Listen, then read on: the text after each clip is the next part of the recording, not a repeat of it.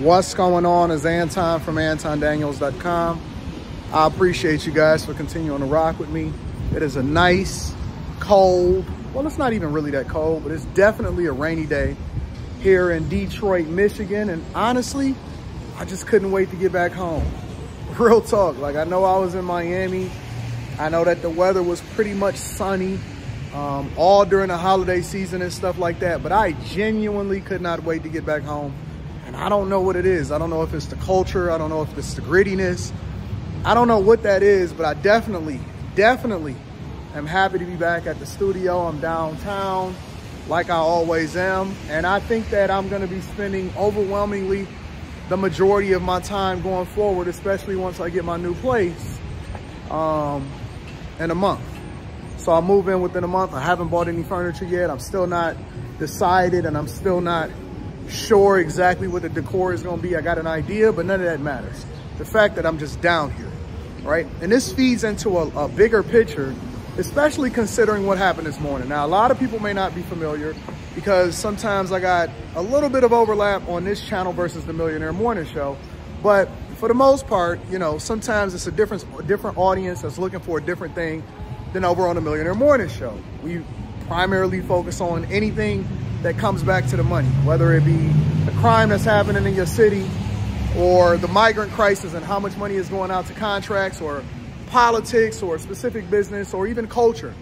It all comes back to the money, but we tackle that aspect of things over there on the Millionaire Morning Show.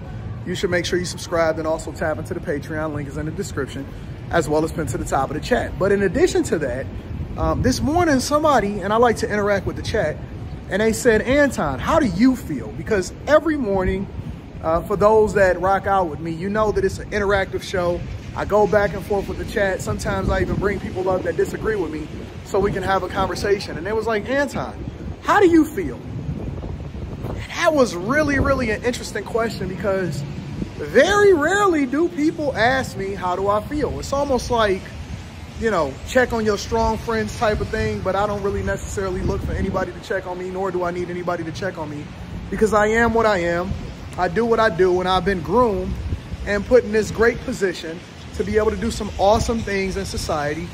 And I take hold of that, and so I don't look for anybody to make me feel any type of way in order for me to do what I do on a regular basis. I'm passionate about the things that I talk about the debates that I have. We had an awesome show on the Q show last night, and so that was awesome. But in a general sense, I don't really get people to ask me how I feel, because I'm usually the one that's there for everybody else. You know what I'm saying? I pay for people, I take care of people, I do things and all of that. But it was weird to get somebody to ask me that, because I didn't know what to feel. And when I started to put it in perspective, especially considering that it was some life events that happened this morning, it kind of put me in this weird space where I was introspective. I was trying to understand what was going on. And largely, I'll give you this, because there's multiple different things that happen in life for everybody. But I'll give you this. I am unwilling, and I'm kind of going through this transformation phase in my life right now, even with my own family, and that my daughter is old enough and she got her own car and she can drive, and she out of town a lot of times.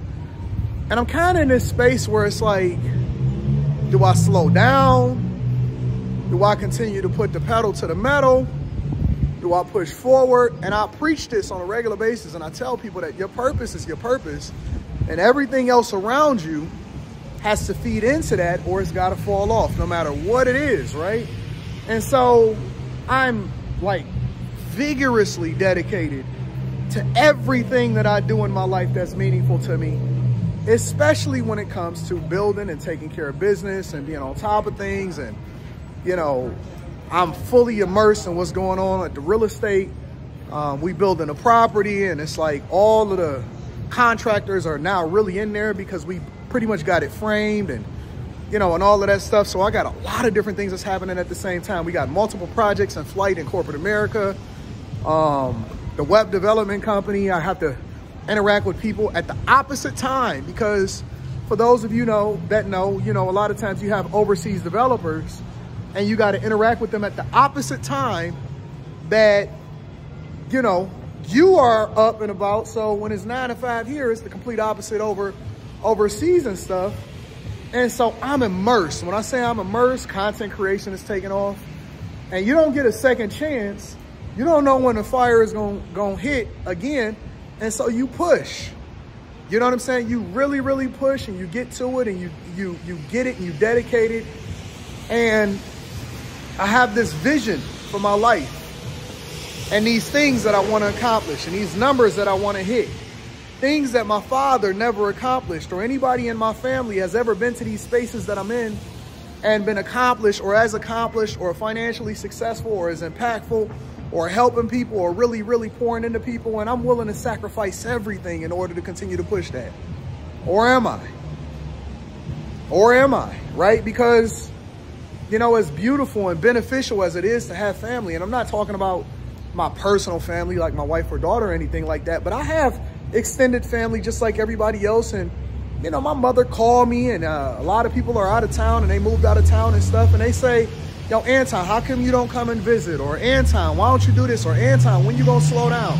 And everybody has advice for you on what they want you to do. But see, for me, it's difficult because I believe that they have that pull on me and that expectation based off of what they want from me, not necessarily what's best for what it is that I'm trying to accomplish. And nobody actually asks me, how am I doing? Most of the time, they just giving me advice based off of what they want me to do and how that feeds into their life.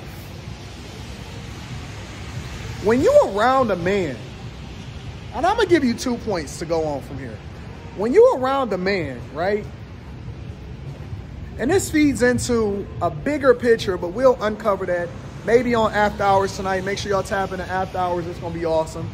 But when you're around a man,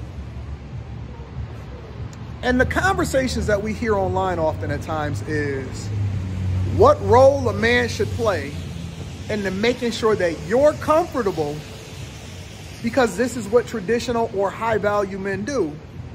How often do you ask him how he's doing? Or do you actually want to know if he has peace in his life, or how you can pour into the vision that he has?